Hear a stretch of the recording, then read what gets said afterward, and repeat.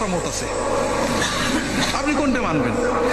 বাংলাদেশের আহলে হাদিস আলেমদের ভিতরে ডক্টর গালেব আছেন, আমাদের আকরামুজ্জামান ভাই আছেন, শহীদুল্লাহ খান মাদানী আছেন, আব্দুর রাজাক বিন ইউসুফ আছেন। তাদের ভিতরে অনেক মসলায় মতভেদ আছে। ডক্টর গালেব ওয়াজ করছেন এক কুরবানিতে 7 ভাগ হবে না। আকরামুজ্জামান বই লিখেছেন অবশ্যই 7 ভাগ হবে।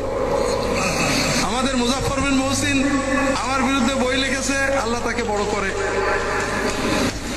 12 তাকবীরের সব হাদিস সহিহ, 6 তাকবীরের সব হাদিস জাল।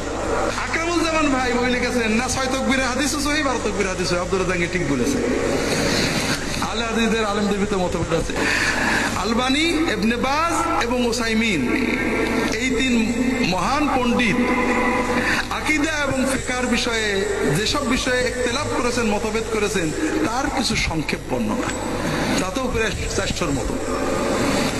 তার মানে এত বড় মুহাদ্দিস, এত বড় আহলে হাদিস, এত বড় আলেম, 400-রও বেশি আকীদা এবং ফিকহের মাসলায় মতভেদ করেছেন।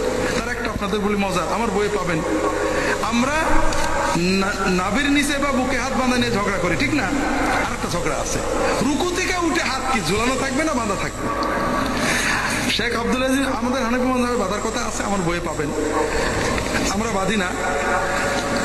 শেখ আব্দুল আজিজ বিন বাজ বলছেন রুকু থেকে উঠেও হাত বাঁধা রুকুর আগের মতোই সুন্নাত, করলে সওয়াব আছে, না করলে গুনাহ নেই।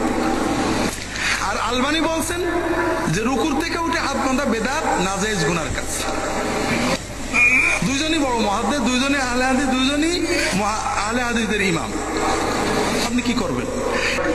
আহলে হাদিসদের আর একটা কাজ ভয়ঙ্কর খারাপ, সেটা হলো তারা এই ছোট ছোট ফিকহি মাসলাকে দিন মনে করেন।